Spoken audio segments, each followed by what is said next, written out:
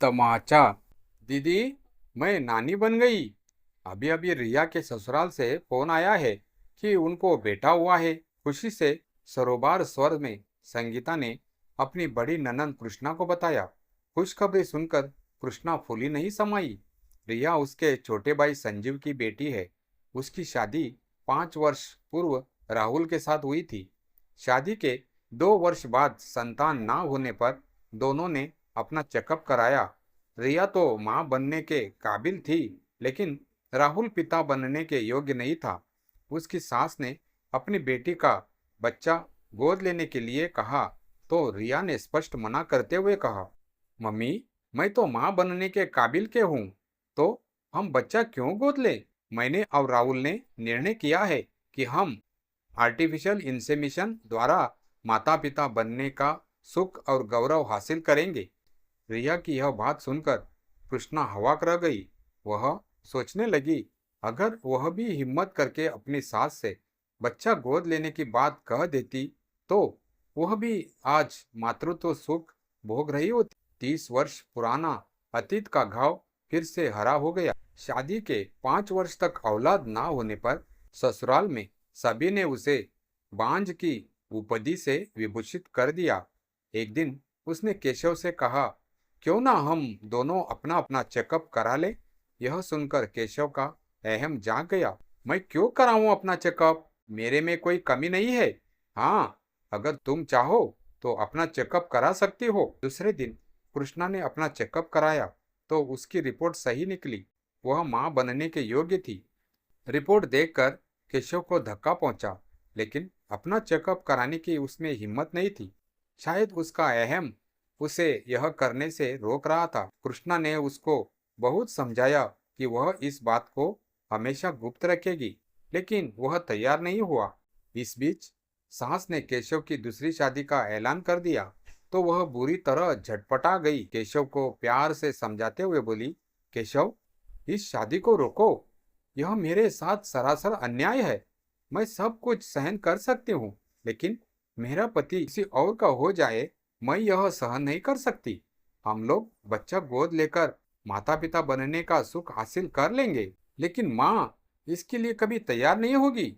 वह अपना वंश चलाने के लिए किसी दूसरे की औलाद बर्दाश्त नहीं कर सकती। केशव ने बहुत ही सहज भाव से कहा, तो वह तिलमिला गई।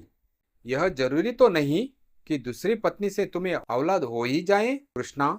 शायद कोई चमत्कार हो जाए। दूसरी तीसरी चौथी शादी करके तुम चमत्कार का इंतजार ही करते रहना। केशव के बोलने से पूर्व ही वह घायल शेरनी की तरह दहाड़ी, लेकिन सास के सामने जबान ना खोल पाई, ना ही केशव की दूसरी शादी रोक पाई। स्वेच्छा से ससुराल छोड़कर अपने छोटे भाई संजीव के पास आ गई। केशव की दूसरी शादी हुई भी 7-8 साल हो गए, लेकिन उसे संतान सुख प्राप्त नहीं हुआ। कई बार तो उसकी इच्छा हुई जाकर वह केशव से पूछे, लेकिन ऐसे कायर पुरुष से मिलने का उसका मन ही नहीं हुआ, जिसने अपने अहम की खातिर उसे मातृत्व सुख से वंचित कर दिया। खुद अपने ऊपर भी क्रोध आया। क्यों नहीं बांझ कहने वाले समाज को अपने मां बनने की योग्यता का प्रमाण पत्र दिखाकर उनको तमाचा सा जवाब दिया। दीदी, चलो तैयार हो जाओ, बाजार से बच्चे के लिए कपड़े खिलौने वगैरह ले आए। कल ही चलना है रिया के ससुराल। जब संगीता ने कहा, तो वह अतीत से वर्तमान में लौट आई। हाँ, अभी तैयार होकर आती हूँ, कहकर कृष्णा उठ गई। वॉश बेसिन में मुंह धोए हुए शीशे में खुद को देखकर सोचने लगी। अपने कोमल मन पर समाज के तानों का जिंदगी भर दर्द सहती रही। काश रिया की तरह तमाचा सा जवाब दिया होता, तो आज जिंदगी के मायने ही दूसरे होते।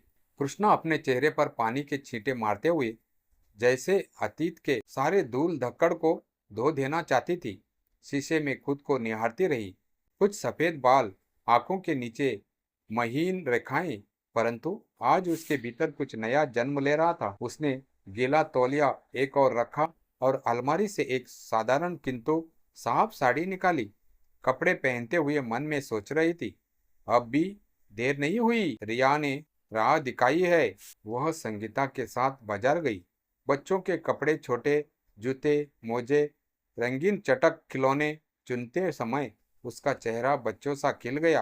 हर बार जब वह छोटा सा फ्रॉक या टोपी देखती, उसका मन माँ बनने की अनकही अधूरी तृष्णा से भर जाता। बाजार से लौटते समय उसने संगीता से अचानक पूछा, संगीता, अनाथालय में आवेदन कैसे देते हैं? गोद लेने के लिए संगीता एक पल को टिटकी, फिर हंसते हुए बोली, दीदी, अब तो बहुत आसान प्रक्रिया है, लेकिन आप पूछ क्यों रही है? मीना ने धीरे से कहा, अब मैं और इंतजार नहीं करना चाहती, मैंने बहुत सह लिया। अब मैं वो तमाचा देना चाहती हूँ इस समाज को, इसने मुझे बांझ गाकर मेरी पूरी औरतियत को खारिज कर दिया। संगीता कुछ बोल नहीं पाई, बस कृष्णा का हाथ थाम लिया। जैसे ही कृष्णा ने नवजात को गोद में लिया, उसकी आंखें भर आई। रिया ने मुस्कुराते हुए कहा, बुआ, अब तो आप नानी बन गई, मातृत्व का सुख तो आपको मिल ही गया। कृष्णा ने बच्चे की छोटी सी उंगली को पकड़ा और कहा, हाँ रिया, लेकिन अब मैं एक और माँ बनूंगी, इस बार अपनी मर्जी से, अपनी शर्तों पर। रिया और संगीता ने आश्चर्य से देखा। कृष्णा ने पहली बार अपने जीवन के लिए कोई निर्णय लिया था जो पूरी तरह उसकी आत्मा की आवाज था। कुछ महीने बाद कृष्णा ने अनाथालय में आवेदन दे दिया। उसे 2 वर्षीय बच्ची मिली, नयन। जैसे ही नयन ने माँ कहकर उसकी गोद में खुद को समेटा, उसकी आंखों से आंसू बह निकले। लेकिन इस बार वो आंसू दुख के नहीं, पूर्णता के थे। समाज के सवाल फिर भी आए, इस उम्र में मां बनना, अकेली औरत क्या करेगी बच्चे के साथ? लेकिन इस बार कृष्णा मुस्कुराई और कहा, मैं मां बनने के लिए समाज की इजाजत नहीं लूंगी, मैंने सिर्फ अपनी ममता की आवाज सुनी है। अब कृष्णा हर सुबह नयन को स्कूल छोड़ती, दोपहर में उसके लिए खाना बनाती और रात को उसे कहानियां सुनाकर सुलाती। एक अधूरी औरत अब पूर्ण मां बन चुकी थी, बिना किसी पुरुष के, बिना समाज की मुहर के, सिर्फ अपने फैसले से। नयन उसकी गोद में सोई थी। कृष्णा उसकी माथे पर किस करते हुए बुदबुदाई, काश मैं पहले ही हिम्मत कर लेती, पर शायद अब भी देर नहीं हुई। मेरी कहानी में अब भी माँ शब्द की जगह बच्ची थी, अब वह पूरी हो चुकी थी।